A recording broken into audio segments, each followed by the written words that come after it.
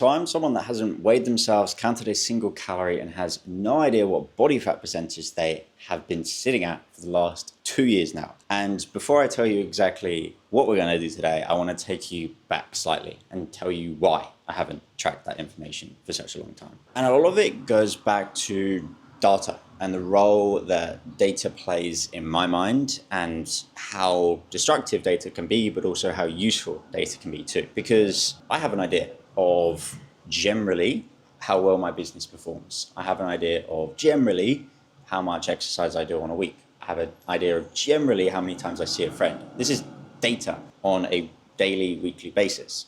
But we can become so paralyzed and overwhelmed by data at a point that we stay stuck and we feel like there is too much noise for us to actually act. And that was me.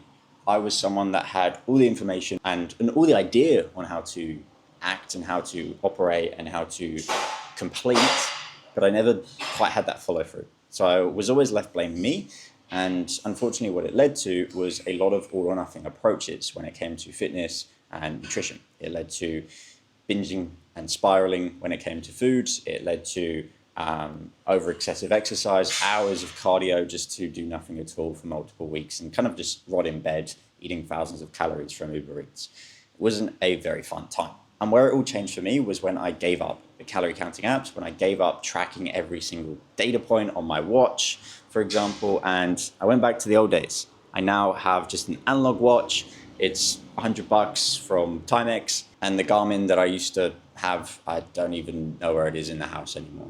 And that is because we can become so paralyzed by this information that we forget the exact reason as to why we got into fitness and nutrition in the same point. It was to, yes, maybe change our body and our composition, but also to feel better, to look better, to operate as a better individual as well. So I think a lot of people miss this point, and I think the best data that you can ever kind of ask yourself is generally data on your body. How is my body looking? How is it feeling on a day-to-day basis?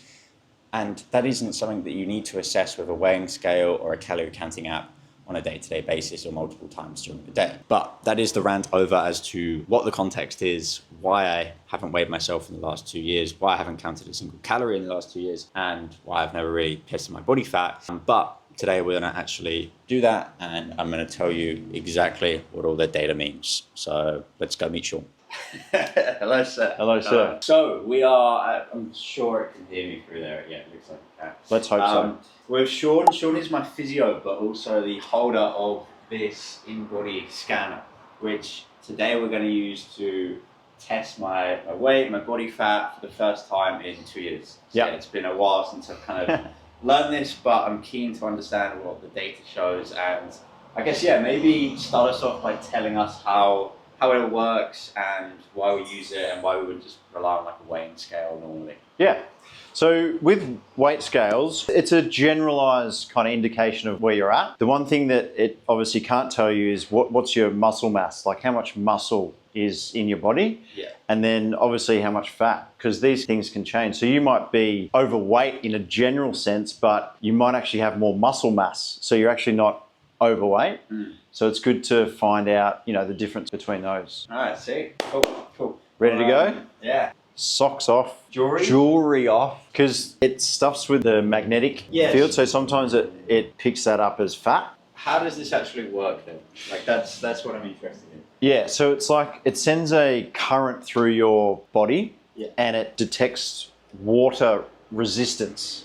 Okay. So let's say that it goes through your body, and this is all like high-tech stuff that I don't really truly understand, but once it goes through your body, it picks up if there's more resistance in certain areas that might be where your fat is compared to muscle mass and muscles in the body as well. Yeah. So it's like, yeah, a resistance thing. Yeah.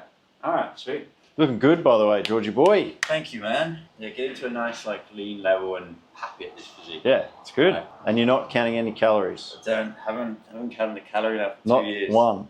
How old are you, George? 26. To be your age again. What's your height? 179. Perfect. Okay, so now pick up these rods and just hold with that thumb there. Yeah. Quite pressure. No, just like a nice comfy hold, and put a little gap in your armpits, just a little bit, yeah.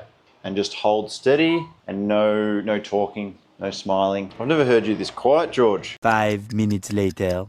Perfect. All right, you can jump off. So it's saying, obviously your weight, 75.9, which is Okay. well and truly in the normal ranges. I think that's expected as well. Like Yeah. I was probably thinking I was like low 70s, so that's good. Like Yeah. I thought I'd be lighter, Yeah. so it's good to hear that I'm 76 kilo. Yeah, and also the main reason is because of your muscle mass. So your muscle mass is 41.6 kgs, Okay. which is over the normal range, which is great.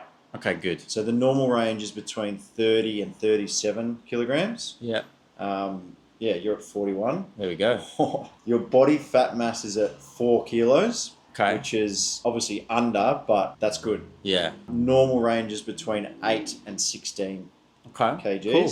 Other important stats, you've got your percent body fat, so how much of you is actually fat, Yeah, and you're 5%, which is that's crazy. Mickey Mouse. That's Like, that is so. gross. Where I'm trying to understand that from though is like, Yeah. you know, a bodybuilder will step on stage at like 4 or 5%, and I'm obviously not like bodybuilder lean, right? Yeah. So Well, I mean, pretty lean. I'm lean, but Yeah. like I thought I was maybe 10, 12.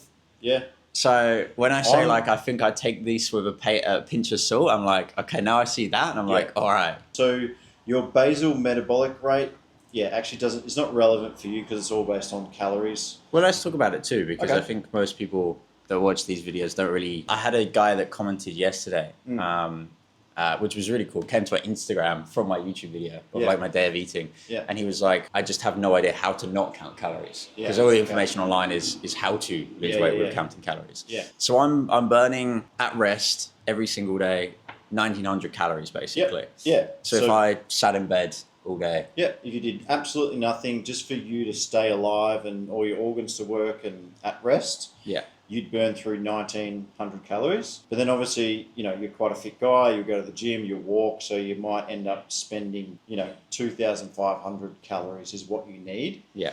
So it's actually, it's a good thing to know if there are some people out there that do count the calories, but you don't want to count calories, do you? No, it's the worst. Stuff Who wants that. to do that, Yeah. man? Who wants to do that? Well done. Cool. So after reflecting on this morning, I really just wanted to position this video correctly because for a lot of people, they may be just watching it and seeing this as like, he wants to flex. It's not the case. One, I want to show how inaccurate data can be. So what I'm going to get is I'm going to show what 5% body fat actually looks like. Here's an image. That is not what I look like. I'm probably closer to this image, and that's 10 to 12% body fat. So numbers lie. Data lies. You need to have the most accurate readings in the world, university grade stuff to actually tell you the correct information. The second aspect is by focusing so much on data, we start to forget about the actual data that matters, how our body feels, how it looks, how it moves. That is the important stuff, not necessarily what a number on a scale says. And the third aspect is to raise awareness and kind of promote awareness towards how, annoying scales can be, because they only, just like Sean said earlier, they only really show us one number, and that number doesn't tell us our fat mass. That tells us our water weight, our skeletal mass, our muscle mass, and our tissue as well, and our organs as well. So it doesn't give a very, very accurate reading on where we're at. And I work with so many clients on a weekly basis that maybe the scale doesn't go down and they see that as they've failed, they have done something wrong, when in reality it could be because maybe they put on muscle mass, maybe they're holding a bit more water than usual, maybe they're stressed, maybe they're inflamed, maybe they haven't been sleeping well. There are so many things that do go into the scale. And yes, I didn't directly kind of like show in today's video that, hey, this is why the scale is bad, but I'm trying to now bring awareness to that. And I think that is why I wanted to make this video, and I want to clarify that before we end up here. It does kind of give me an idea of potentially making a video which is more like, showing you the realities of like, hey, I can weigh this in one day, the next week I can weigh this, or the next day I can weigh this, and I haven't really changed anything. It does definitely give me ideas on future videos. So for example, I could do something related to the scale. I could weigh myself one morning, weigh myself the next morning, and I could be drastically different weights if I maybe had a more high salt meal that dinner, for example. I would weigh way more in the evening because I'm storing a lot more water weight because the salt is being held and is holding onto the water in my body as well. So yeah, a bit more of a shorter one, but a very important topic that's close to my heart and therefore on my YouTube page. In terms of future direction for content, what I loved was that on the full day of eating video, which I can link here if you go want to see that, click on the link above here. That video is doing really well, but there was a lot of really good feedback on that. There was people commenting about like video style, formats, music, etc. So all of that stuff is really, really appreciated because that makes videos become better. And I'd really appreciate that in the future from you guys. I'd love to know what you guys want in terms of content, whether that's lifestyle stuff, nutrition stuff, training stuff, etc. Really, really keen on pushing a lot more YouTube stuff. So yeah, whatever you guys want to see, let me know down in the comments below. You can find me on Instagram. My name is just George Barnstable as it is here. And yeah, we'll see you in the next one.